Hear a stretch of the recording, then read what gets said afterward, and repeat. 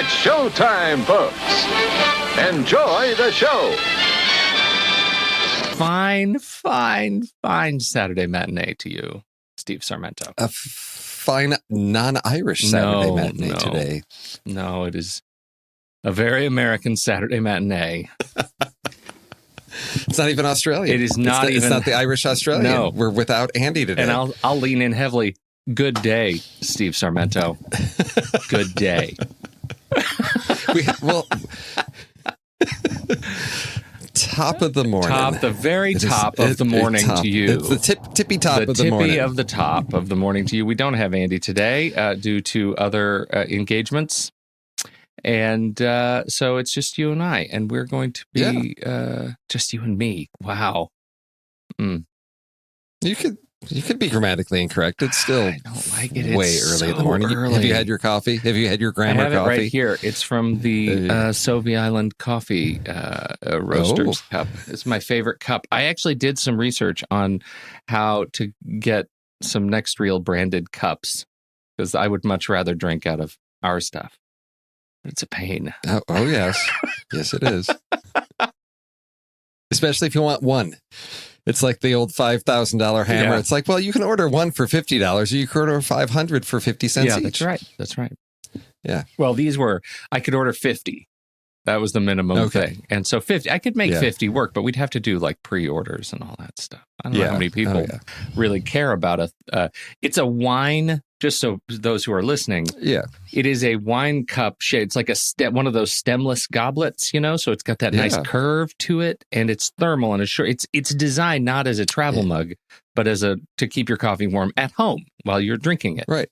And I love it. Does it have a lid? It comes with a lid, but the lid makes like a sippy cup lid? It's like a sippy cup. That's exactly what it's like. It's terrible. It's more of a dribble cup. It doesn't sip. It just pours out the side of the cups. It's the worst. You've got to secure the lid, and that's, for wine, because after you've had 2 glasses, the stemless keeps it on there, and the sippy cup just stops you from sloshing it into your face. Exactly. That is true. It's great for cold beverages as well. So if you're into a chilled beverage, a beverage that was staying hydrated, it is a state dependent cup. Let's say that. So what do we have to talk about this week? Man, I started looking at all the links we talked about in Discord this week, and this is a hair on fire day. Okay. There's lots of things. I just assume if it's in Discord, we don't necessarily need to follow up on it. But of course, if there's... We don't need to. But haven't you found yourself in a state of just general peak after this week's discussion of Disney and taking the 20th Century Fox properties? Oh, yes. And that seems like something that would fire you up in particular, too. Well, the thing that... I'm just in an emotional state where I'm like, what's the point in getting angry about this? I don't know. I commented, I really appreciate that even though we have some people that are polar opposites on these issues, that, Ben and Nick can have this really nice measured discourse that they're on Ben is like full on Marvel fan, and Nick will, if you pull a Clockwork Orange on him and strap him into a seat and peel his eyelids back, he might make it through 5 minutes of a Marvel movie. And the fact that they have this great, dialogue going back and forth about this. I mean, I love that that's the tone that we have here in Discord, that we're not flaming each other. We're not, it's all at a really professional level. And it's been great to see this debate going back and forth. Yes, there's a lot of frustration. There's a lot of people that, when am I ever going to get to see Fight Club or Alien on the big screen again? I was having a discussion with my brother. He was in town and we were talking about, well, what theaters, it's these repertory theaters. I'm like, well, how many of those exist? Maybe in your big cities, but how many theaters are there that are dedicated solely to only playing older films that don't do recent releases? Because that's my understanding. That's the only theaters that Disney's going to work with on this. Mm-hmm. So, yeah, it's frustrating, but what's the point of getting my hair on fire, my panties in a bunch, and running around screaming? It's not going to change anything. Well, just ride no, out the waves. That's true. Although I think, there is a place for public pressure, and then there's a place to just let things ride. And I think that's the most frustrating part of about this is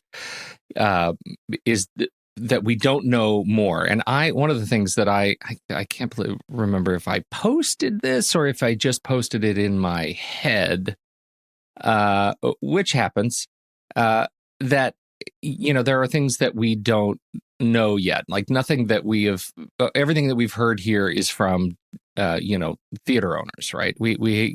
I don't feel like we've heard a public statement from Disney unless I missed something. I'm not aware of anything, but I haven't been tracking this that heavily to be out there. I imagine there'll be some clarification coming. And that's one of these cases where when I hear one side, I usually wait for the other shoe to fall to see if we get a more measured response, if they're going to walk this back a little bit, they're going to provide some clarification based on what they're seeing in public. Push back on this, or if they're just going to say, no, this is our policy. This is the way Disney operates, and these are the rules. And if you don't like them, too bad. This is our property. This is how we're managing it. And it's big. So we'll see. It's big company stuff, right? I mean, it's exactly what happens as soon as the owner of the property becomes essentially too big to fail. I'm sure that's not what I mean to say, but it is that becomes the frustrating discussion, right? Not just their choices about what they're doing with repertory, properties from the 20th Century Fox back catalog, right? It's more than just, am I ever going to be able to see Fight Club on the big screen again? It is. It begs the question of should we be having a bigger conversation about these big media companies and about what has happened to antitrust legislation in this country in particular, which has all been swept under the rug, and that's frustrating to me. But I also feel like the pendulum swings, right, and the pendulum swings right now toward this mega conglomeration, and I just have this gut hope, I guess, that the pendulum will swing the other way. And eventually we're going to get back to the point where they will probably have to have a discussion about being broken up. I mean, Disney can't buy and own the entire media landscape, right? I mean, that's just ridiculous. When you have these conversations about how frustrating it is between Disney and Sony, one option on the horizon, I'm sure, is Disney saying, we could just buy Sony. Like, let's just buy Sony. You know what? Okay, buy everybody. Intern, go buy Sony. And so that's the other side of this. And I don't want that to happen either, right? I want everybody to get along in the sandbox. I don't want continued consolidation. I think that's bad for movies. It's bad for TV. It's bad for entertainment. Same things happened in the news business, which is just grotesque. And that part needs to stop. And I don't know, fix this stuff. But that's the stuff that gets my hair on fire. That it is much more of a political discussion than it is the fact that I'm not going to see Fight Club in a theater. Well, it's an interesting discussion, and at this time it's challenging because you have the larger, monopolies, like Disney starting to happen. But on the other hand, you have, so many more opportunities and channels and outlets for independent productions to get out there. I mean, everybody can say, well, back in the 80s, it's like you didn't have enough money to make a movie. You were pretty much stuck. You shoot it on, 16 millimeter. You might be able to screen it in a little theater and your family and friends will see it. That's it. Everybody's got access to YouTube. Everybody's got access to the internet. The question is, when do those become really validated amongst the general populace as legitimate means of distribution? I mean, we're seeing that. I think both our trailers this week are films that are theatrical and Netflix releases. Right. So we're seeing some challenges there of if stuff is just straight to Netflix, is it of the same quality as things going straight to theaters? And it's this mindset of if it goes through these channels, it's more legitimate, it's more valid versus, some kids played around with an iPhone, edited a movie together and threw it up on YouTube. Is that still film? And I guess that's the issue, is the aging behemoths of industry are sort of like entrenching themselves, because I think it is on the horizon of they've got to adapt or they're going to become extinct 15, 20 years down the road. We'll have different, hopefully, formats, different ways to experience and engage with entertainment. And I think right now we're sort of on that precipice of the old format just trying to hold on because it is coming eventually. Do you think? I mean, do you think down the road that there will be a time where we actually just lose the reason to have a theatrical release, like we lose the reason to have neighborhood theaters? I hope not, because there is a certain communal aspect to watching a film. There's some things where, the ones that we'll talk about and say, oh, well, yeah, I'll probably just rent that. That's one that a lot of the trailer rewind stuff JJ and I talk about are things that are great to experience at home, maybe with, a friend or two.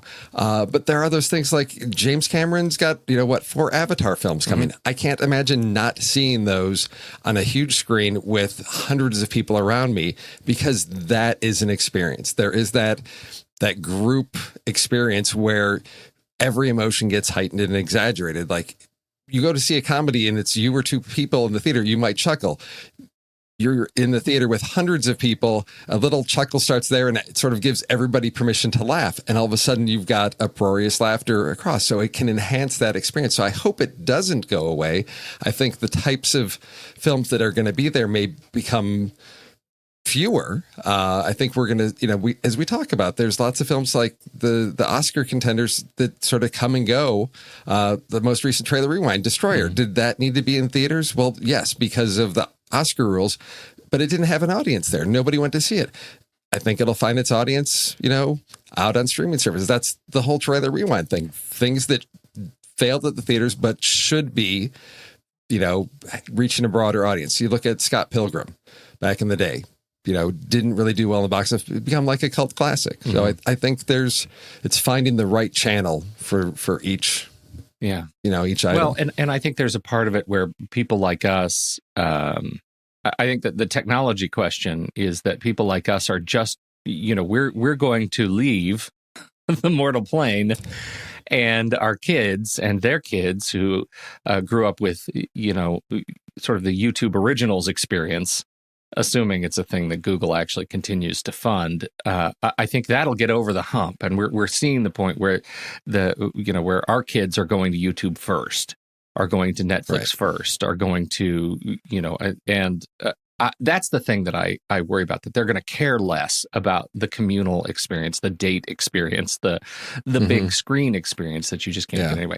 I do think right now, though, we're in this kind of great place for theaters. I like going to the theater. I enjoy it now. I mean, I think they've made them more comfortable. They've made the amenities better. The food is better in the theaters that I generally see. The screens are for the first run movies. The screens are bigger and generally it's a nice experience. I enjoy it. And I think that to theater owners' credit, they're doing the things that make it an experience evening, right? Or an experience to go to the movie theater, to kind of keep up with this trend, at least to stay on top of it for the time being. So I'm actually very positive about it. But, to another story I wanted to mention, the filmmaker mode consortium is getting more traction as filmmakers come out and say, look, what we have done to high definition televisions is a tragedy, and it's destroying what we work so hard to create. And so we are putting together a consortium with launch partners LG, Panasonic, and Vizio, note, not Sony, where we're saying, look,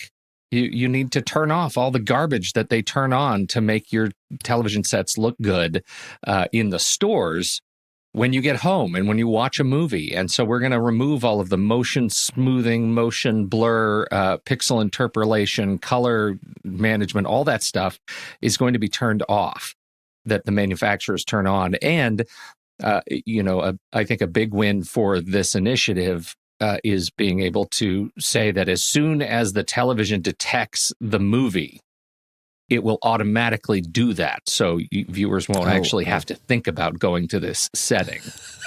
Although you should just leave it in this setting all the time. Don't do it. Don't get used to it. It's terrible. It's just terrible. It says here that 85% of people who buy a brand new TV never touch the settings as it comes out of the box. No, that's the first thing out of the box I'm doing is I'm going into the settings. I'm loading up. I don't know, I've got an app or something for configuring, all of that stuff to get the closest, high picture quality that I can. I mean, these are filmmakers that have complained since I can remember back, before we had digital. It was, they were harassing the theater owners about you're using the cheap bulbs. The films are under illuminated. We're not getting the clarity in the picture that we intend. So the theatrical experience is, degrees less than what you should be seeing. Yeah. The colors aren't as rich and vibrant. The blacks, all of those things. So now that we've gone to digital, this makes sense. Still, it's the artist's integrity of their product, and they want people to experience it, in the way they intended. And I think that I'm thrilled that they found the partnership to make this happen, because the conversations have been ongoing about, the whole motion smoothing, all of that stuff. It hurts my eyes. It's painful, and I can't imagine watching TV like that all of the time, because it burns. It burns my eyes. I want to rip them out. Are you one of those people? I do this, like when I go over to friends and relatives' houses, and nobody's looking, I'll change their TV. Like if it's on, I'll change all the settings and I'll let me fix this for you. Let me fix this for you. Oh yeah. That's the type of person. I'm a TV splainer.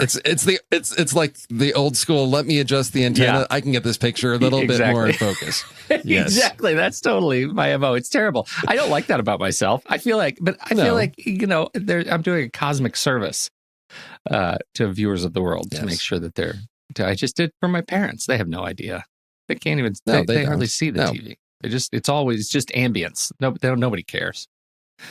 But it does get to that point about the home viewing experience versus the theatrical viewing experience. And I think this is the kind of thing where these filmmakers are going out and saying, okay, as long as you're going to be watching it this way, at least do it right.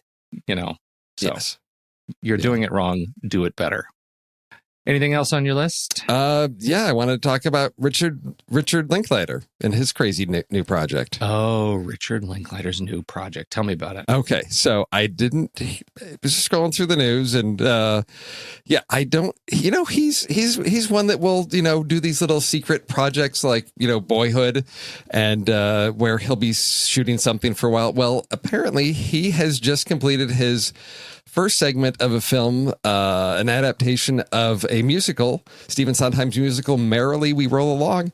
And he's going to do this over 20 years because the story takes place over a 20-year time span. It's the story of a talented composer of Broadway musicals, and he abandons his friends and songwriting career to become a producer of Hollywood movies.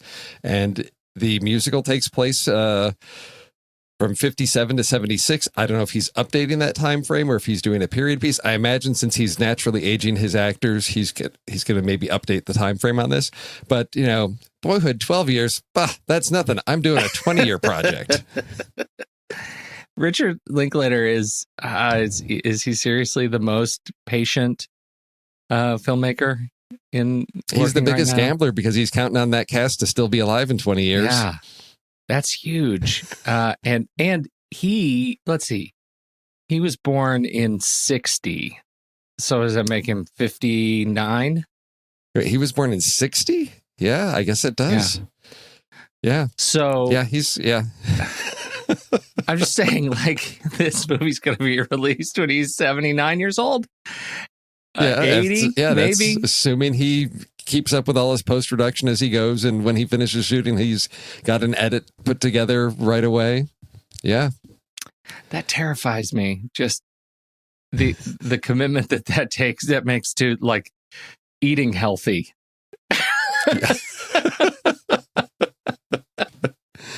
Yes, and with Boyhood, he had, 3 or 4 actors that he had to really, keep the story focused on. Yeah. That it was a small, tight story. This is a musical. You've got a large cast on this. 20 years. Voices change dramatically over 20 years, voices, especially if you're not a professional. And yes, this will be interesting. I think it's great. I think it is great to be taking these kinds of risks, and who better to do it than a guy who's already did that secret 12-year Skunkworks film project, and keeping that in his back pocket. I think we need filmmakers to take grand risks, and this is a big one. And also, whoever's helping him finance it, taking a grand risk. Hats off to you people. I forget. I hope it's not Annapurna, because I don't know that they'll be around in 20 years. It doesn't matter. They'll all be working for Disney. I think it's great. You wanted to mention something about Booksmart, though. I don't want to let that go, because now your whole family's caught up.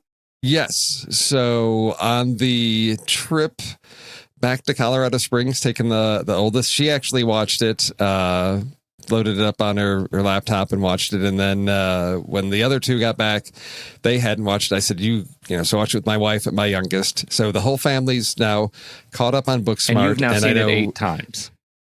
3 or 4. Okay. So I know there was concern because most of the reviews on Discord, let's see, it was me, JJ, Tommy, my brother, all of us 5 stars. So straight white guys in their 40s love this movie. Right. Clearly, we're not this the target movie's audience core of this audience. me. Yes, exactly. So I wanted to get a sense of the teens. My oldest is not one to have strong emotional reactions to movies, so she will occasionally chuckle. She said she enjoyed it. I wasn't there to witness her reactions because she will sometimes downplay her reactions to things. Okay. But she said she enjoyed it. My youngest laughed hysterically several times throughout. Now, have you seen it yet, Pete? I have not. You have not. No. Okay, so there's a rule of threes joke that's in there that she loved. She was anticipating some moments. She clearly connected with these characters, loved it. So I can say, well done, Olivia Wilde. You nailed it for your target audience, at least within my family. So it's, I believe this coming week, it's going to be now available to rent digitally.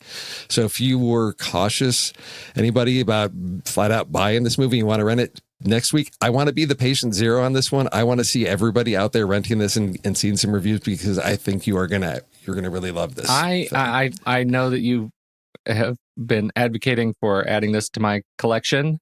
All of our collections, our collection, the collective collection. Yes. My daughter's been on a college trip, but I think that might be a thing that we do when she gets home later this evening. I'll crack that open and watch it with her and see if it holds up.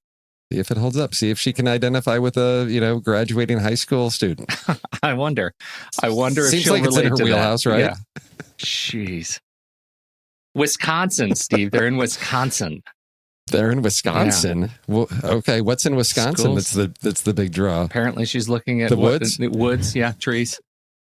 Is it Hunger Games University? Is that where she's going? It's right on the banks of Lake Superior, or as they call it there, Lake Murder. They don't call it that. Yes. Yeah, so yeah, they saw college and then immediately got in kayaks and headed out across Lake Superior. There you go. Okay, because now just be cautious because she's going to be out there in the woods in this learning institution. You might get that text one day that says, "Dad, I found this strange wooden mask. Oh dear, I think I might be the killer."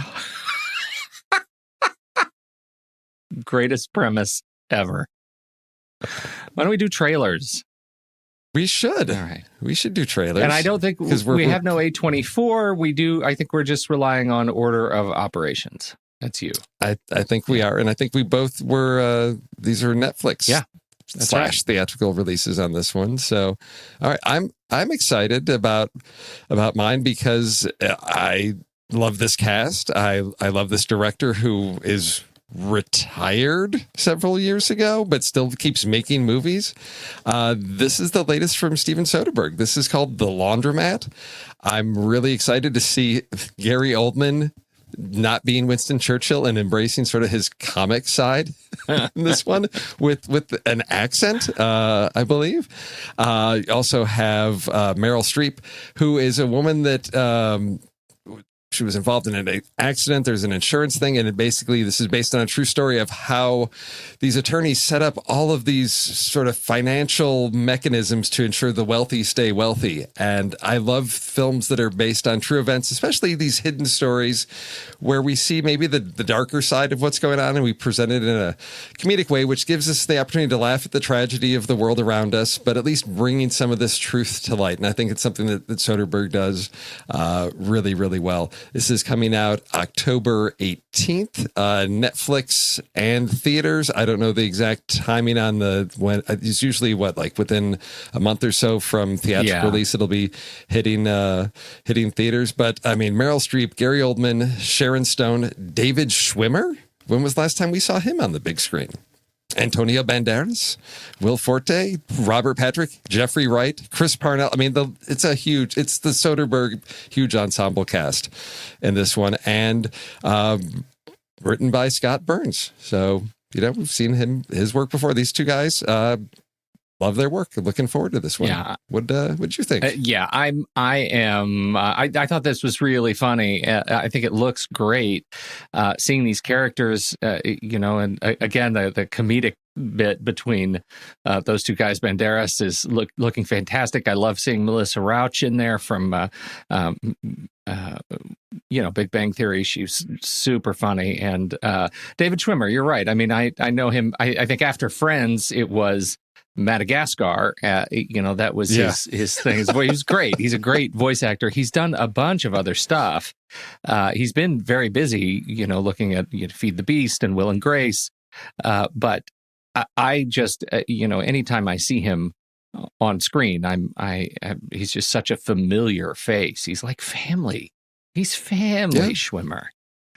He's the everyman. He's the everyman. Yeah. So I think it looks great, and it's telling a story that is roughly based on, a true story, a crazy true story. Like I'll definitely see this. I think it looks like something that's right up my alley. Like it's trying to do to a big financial story, a big legal story, what The Big Short did. The Big Short, and what was the other one that we liked? Yeah, I don't remember. Anyway, like there's this class of movies that is using comedy and craziness to tell complicated stories for those of us who don't live in that world. And I think that's a really great use of the medium. So. Yeah, and the IMDb trivia section will remind you that David Schwimmer and Gary Oldman were in Friends together. Because if Gary you recall Oldman, the short story arc with Gary Oldman was in Friends. He was in there. And I thought that was always an interesting casting decision for me. So we'll see them reunited on the big screen. I like it. I'm in favor. I support it. Right. I will not cancel my Netflix subscription over this movie. This is another movie about which I will not cancel my subscription.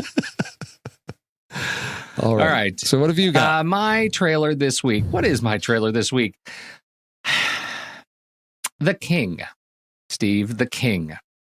David Michaud and Joel Edgerton started, I think it was first rumored back in the early teens that they were working on an adaptation of The Henriade, Shakespeare's works on the King's Henry.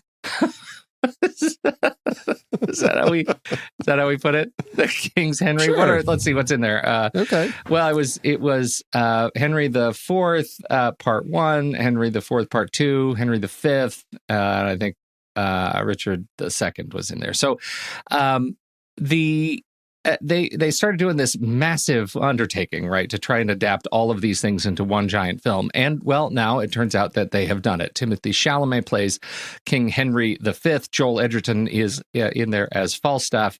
Robert Pattinson, Ben Mendelsohn, Sean Harris, Lily Rose Depp. It is an amazing cast in this thing, telling a period story of King Henry V. And I think it looks great. Maybe it's my thirst for movies of this period, given our current series on Robin Hood, that has me really excited about this movie. I think it looks fantastic. I think Timothée Chalamet has exactly the right kind of demeanor for this particular character, right? Surrounded by people he doesn't trust. There's that air of innocence about him, that air of uncertainty, and we know how that changes over the course of the story. I think it looks just great and at once brutal, and I'm very much looking forward to it. What do you think? Yes, I am. I just saw the title, The King, and I thought, well, what's this going to be? I had forgotten about this whole Henriad project. So as I was watching this trailer, I thought, oh, it's just this period piece. It's The King, and it's a story of just rise to power and royalty. And then I started watching this, and I got further in, and I'm like, that's Joel Edgerton. Yeah. Why does he seem like this? Is this Henry IV? Is this Henry V? Is Joel Edgerton Falstaff? What's going on with this? And it just kept. It's all happening, and I thought, and it looks gorgeous, and it's not Kenneth Branagh, so it's not. We're taking Shakespeare and we're bringing it to the screen. We're taking this story, so I'm expecting, for loyalists of Shakespeare, they may be disappointed that this is not. That it's the story being adapted into a 2-hour movie. Mm-hmm. So we've got familiar characters, we've got familiar storylines, but an amazing cast. Looks beautiful. This is, I love films like this. I love a really good period piece that inspired by actual events. It reminds me of, Cate Blanchett when they did the Elizabeth films with her, things like that. This is right in the sweet spot. I'm really looking forward to this.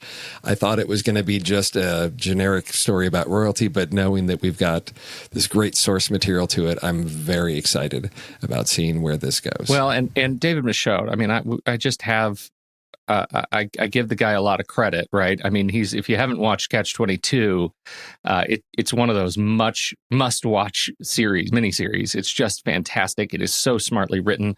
War Machine, The Rover, these are movies that he was behind, movies and properties that he was behind as the pen, but he also directed War Machine and The Rover. And Animal Kingdom.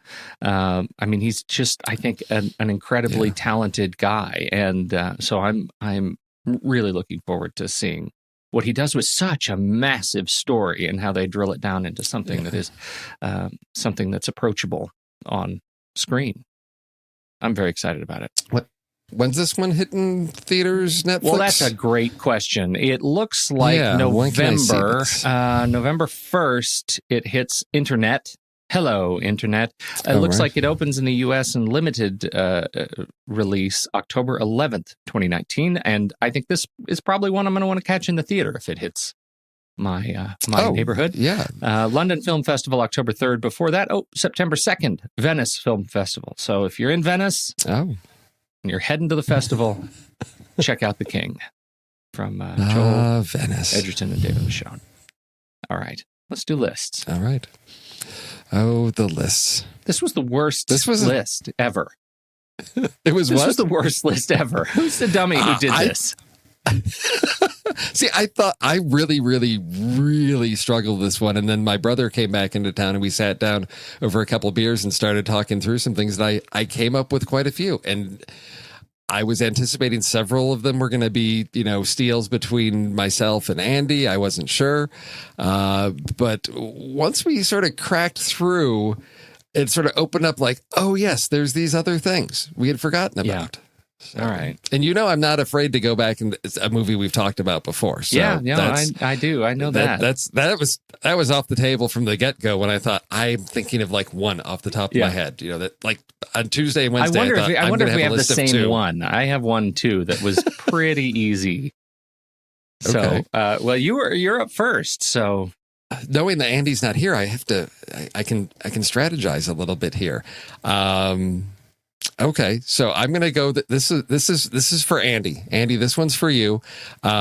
Stories about characters later in life, and I think he mentioned this one last week. Was it last? Oh, maybe it was 2 weeks ago. He mentioned this character when you do a story about Elvis, much later in life. In the bizarre movie Bubba Hotep with Bruce Campbell as Elvis. Well, that's a fighting steal. Off zombies. Okay. So that's infuriating way to start.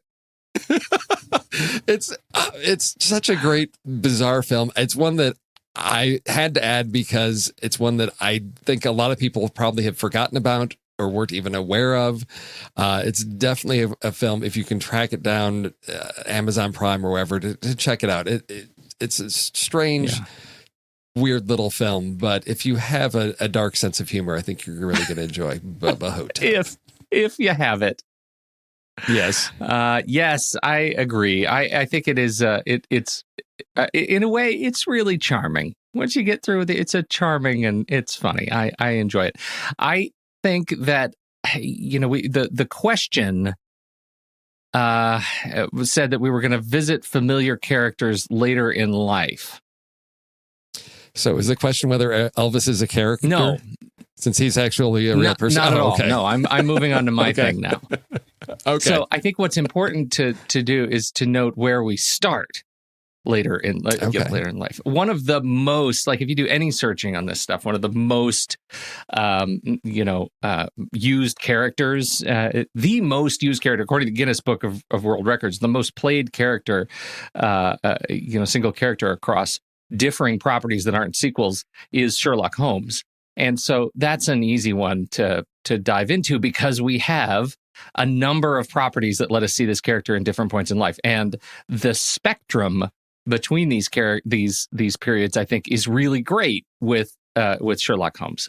If you start with young Sherlock Holmes, where we see Sherlock Holmes as a teenager, then you get to move to my pick, Mr. Holmes, the elderly Sherlock Holmes, played by Ian McKellen, which was, I think, a really fun and terrific way to look at this character. That's one that I was aware of, and I was like, oh, yeah, but I haven't seen that one. It's one that I just never got around to watching. So I was aware of it, and I thought, oh, that would be great to have on my list if I had seen it. Yeah. So it is one that, had I not already seen it, it's one that I would have watched just to prepare for this list.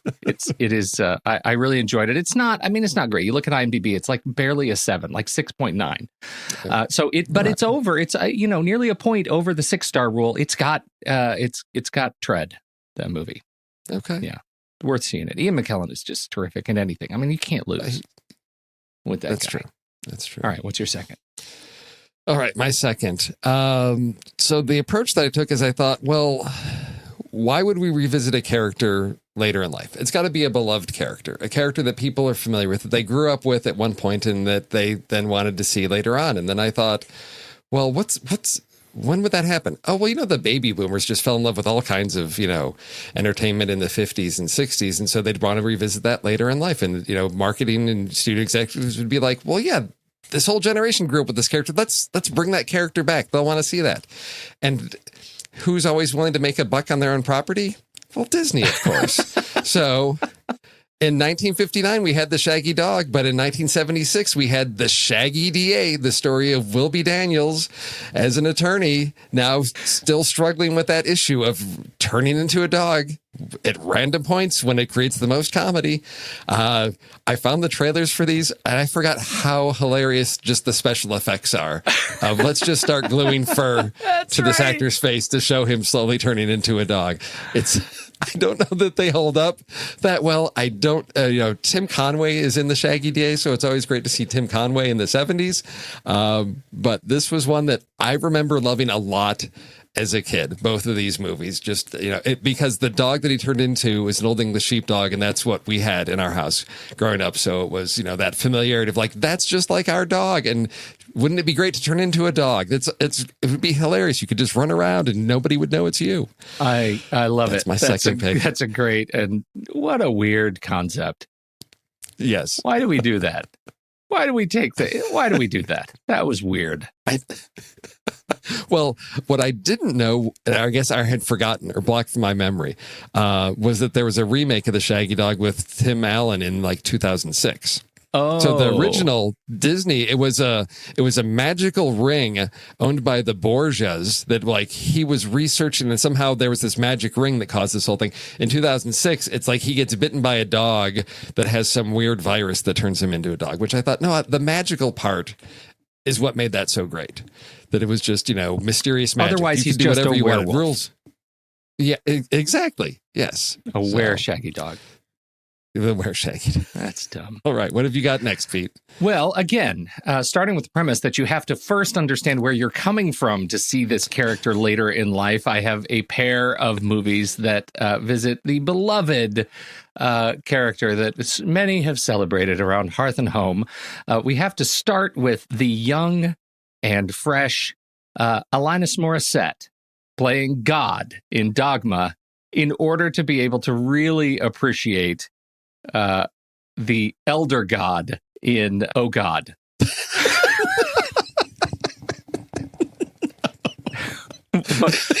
What? Okay. What could possibly be wrong with that pick? That logic of, well, there was this George Burns movie in the 70s playing Oh God. So clearly Dogma from the 90s, yes, we're... Okay. Yeah, no, it's not great. We'll go with that. It's not. Yeah. It's not great. No. And let me tell you, it goes down from here. Yeah, order of operations is important. I think I don't know. I just think there's something so charming about George Burns in this movie, and Carl Reiner was still doing, it was great. Like, he was great. And there was everybody was at the top of their game in this movie. From Carl Reiner to Larry Gelbart, Avery Corman, John Denver was in this movie. Do you even remember that? Yes. Oh, yeah. So you could have gone, you may have remembered him from the 10 Commandments as the burning bush, but now we'll see him much older in the 20th century, played by George Burns, also, from Bush to Burns. Steve, I consider this a massive failing on my part to the level that I may just have to re-edit the show and make it sound like my idea. That's brilliant. The deal with God as a character is it was the first thing I thought of. Because honestly I was thinking about Morgan Freeman. Like, how do I land on Morgan Freeman? But then George Burns. You can't skip George Burns in a conversation like that. So there have been a lot of great gods, and Alanis Morissette was not one of those. Now there's a series you and Andy could do. You could do. There's the 3 movies. There's Oh God Book 2, and then Oh God, You Devil. Right. I think that's the third one. Yes. There's a whole series that maybe needs to or maybe not. Yeah. Okay. It's fine to just leave it on a list. It really is fine. That's true. All right. Wow. All right. You leave me with a lot of room to move around here because just wait. I got several. Oh, you have to take all the room you want. You're never going to my last pick. I guarantee it. So again, this is one that you've talked about on the show. So I'm going to point people. It's been a while, I believe, since you guys talked about this one, if I'm correct, because I didn't do my research because I don't care whether you've talked about it on the show or not. What is it? But when you think about a character later in life, I started with, well, we want to see somebody that maybe struggled with issues as a teenager, now how they're handling that as an adult, a whole different world of problems and challenges. And to me, there is the epitome of that is captured in Steven Spielberg's Hook, with Robin Williams as the older Peter Pan who has lost touch with who he is and he's lost the magic. And so that is my final pick, with characters we're familiar with later in life. To me, it's a brilliant concept that isn't nearly executed as often as it should, because I was surprised at how many movies didn't really, as we see, it's a bit of a stretch sometimes.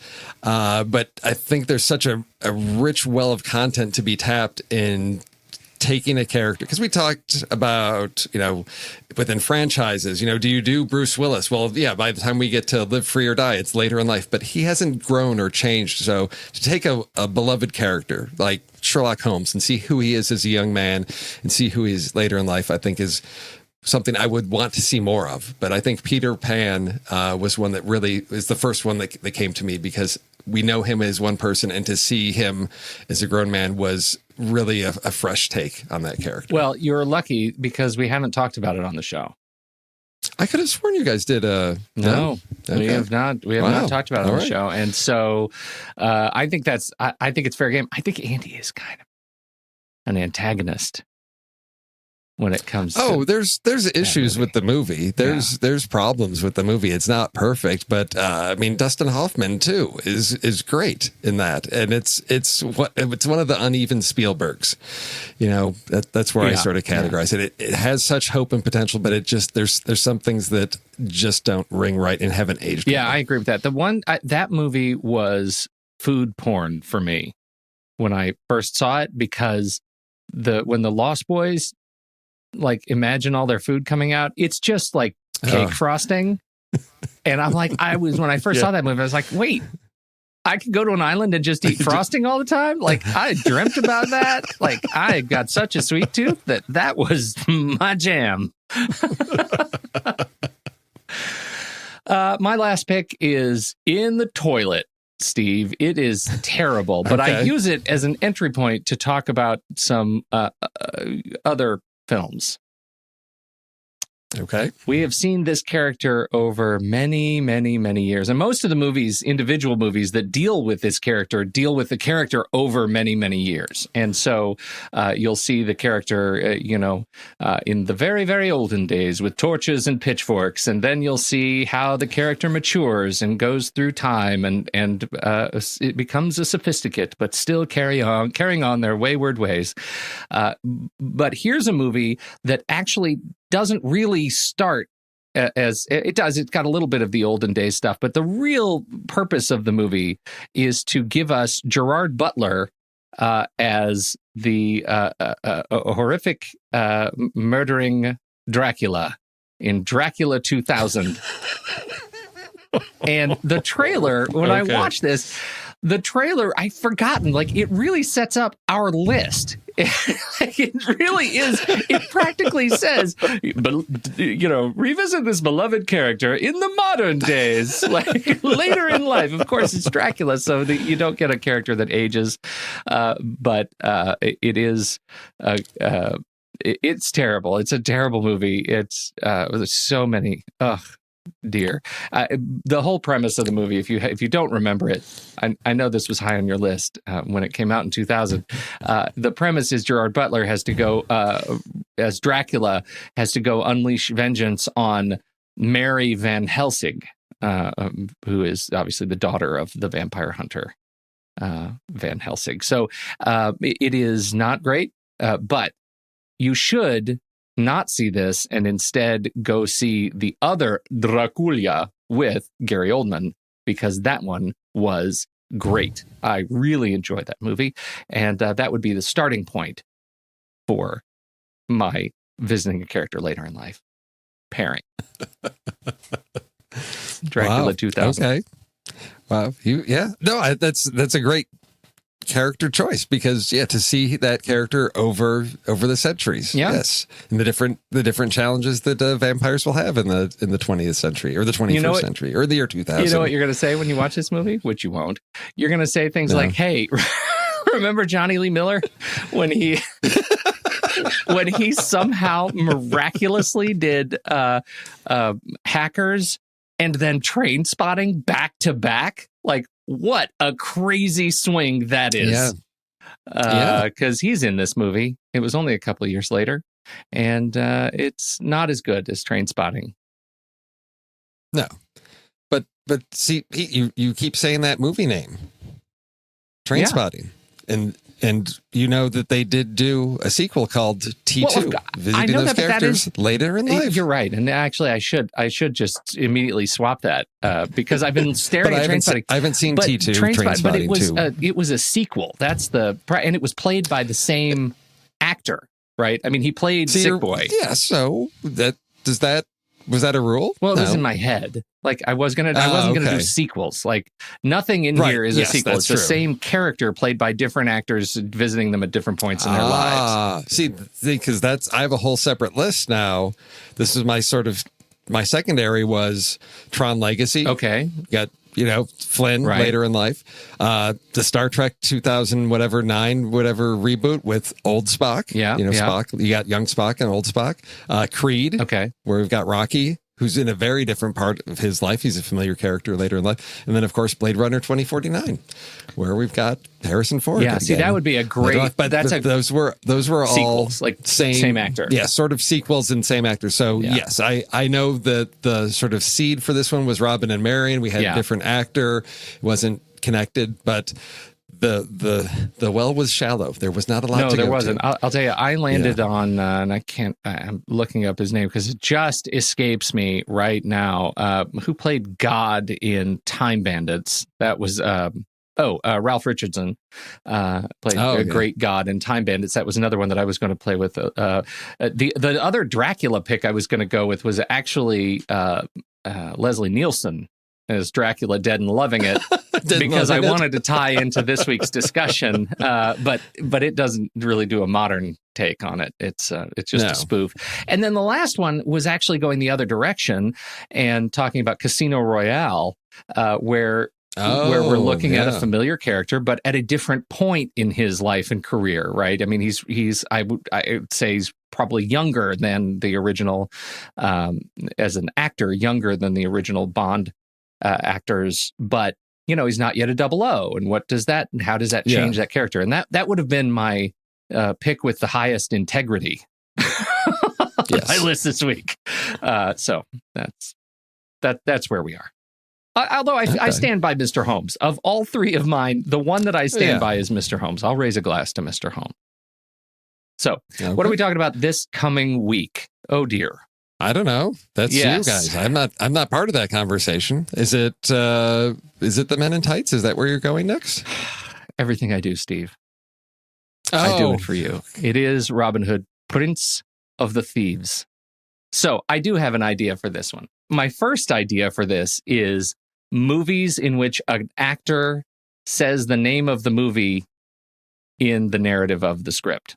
Oh, do they call him Robin Hood, Prince of Thieves, actually, in this? It's been a long time. There is, there's a scene underneath the lute and probably Bryan Adams playing a song in the forest.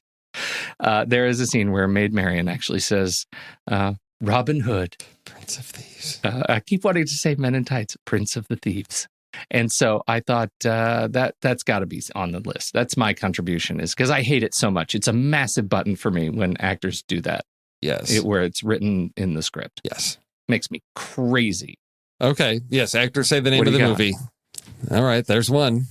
Mm-hmm. Because I don't recall if it's in the movie. I know it was in the trailer. It's where we start getting the sort of like POV shot with the arrow where we've got flying cameras. Oh, flying cameras. We have, steady cam moving things around, but where we're actually where you strap. They strap a big camera onto an arrow and then have him shoot it. Yeah, exactly. And that was immediately, that does follow up to a brilliantly executed Mel Brooks shot in Men in Tights. Where they have the homing arrow that flies like around corners. Yeah, it's brilliant. Okay, that's great. The arrow POV. So we only need one more. How easy is this? Movies in which band is hired as characters in the film. There's a band hired as characters in the Bryan Adams is in the movie, and he brought his band, like the drummer and the guitarist, like they're in the forest playing Wild Tales. No, really? He's not credited. It's been a long time. It's clearly it's not great. It is Bryan Adams, the balladeer, uncredited. Yeah. Oh, ooh, and you thought this week's list was going to be there were slim pickings. I don't know about that. That's rough. Okay. I don't know about that one either. I'll tell you what we could do. The thing that drives me crazy. I mean, Marion, this movie is often discussed. And in fact, if you haven't listened to this week's wonderful episode of the Deconstruction Workers, Christopher Bell and his guest actually unravel the 7 tropes of I can't remember actually what they called it, but this is one of the tropes that they talk about is Marion syndrome or whatever, which is where, you have the massive gap between the setup of this female character, Marion, who starts out as like a ninja warrior, and she's in this full like head to toe black armor, and she kicks Robin's butt. And then by the end of the movie, she's a waif child that is like, she can be dragged by her wrist up the stairs. Yeah, she becomes the damsel in distress. Yeah, she's a damsel. Wow. And so the gap between where that movie starts for this character and where that movie ends is large. And so I think that might be an interesting one, is the feminist fall from grace. Oh, sure. Yeah. Where we look at the greatest and stupidest falls in character transformations for these for our I love that leading characters. Yes. All right. Is that a fair title? The feminist fall from grace. Sure, we can do that. And I will credit in the show notes the episode. I'll post the Overcast link to the deconstruction workers. All right. It's a great episode, a great conversation. His guest, I can't remember her name, but his guest is she's actually a stunt woman and a stunt coordinator, a fight coordinator, and academic and thinker on the subject. She's just great and learned a lot. So I have not listened to it. I think the episode's called Badass Women. Badass Women. That's my it. wife started listening to it. She said, you really need to listen to this. I was busy working from home, and I said, I have stuff I'm reading. I can't. So I'll be putting that on as I fold some laundry this afternoon, because I love me a good deconstruction workers podcast. Yeah, it's fantastic. So that's going into the Discord. Put in your votes. I don't know. I don't even know what to predict. I'm hoping they'll go for that one. I think that'll be an interesting set of movies. We'll None of the movies that come out of this list, I imagine, are going to be going on any of our watch lists. That is one prediction I'll stand behind. I think that's fair to say. Right. All right. This is great, Steve. All right. Always a pleasure to have a little one-on-one time with you, man. Yeah, I know. We always have great conversations. Andy just ruins everything. With his accents. God, he brings that. It just throws everything off. Puts us in a weird mindset. In his Irish throughout the thing. And he's so even-headed. I try to light my hair on fire, and he's like, it's going to be fine. I'm like, where's the fun in that? All right. Thank you, everybody, for helping to support this show as patrons. If you're listening to this for free, we sure appreciate it that you're listening at all. But we would appreciate it even more if you would consider visiting us over at patreon.com/thenextreel and consider supporting the show. For $5, you get access to either the shows of The Next Reel early and without advertising, or the shows of the Marvel Movie Minute. We're gearing up with season 2. You get those early and without any sponsor messages. Or you can get the works. You can get all the shows, Marvel Movie Minute and The Next Reel. You get those early without any advertising, sponsor messages in there. So if you're listening to the show for free, we sure hope you'll consider supporting us and supporting, hosting and equipment and all the good stuff that comes with doing a podcast. So we appreciate it. Thank you, everybody. Have a good one, Steve. Hondo.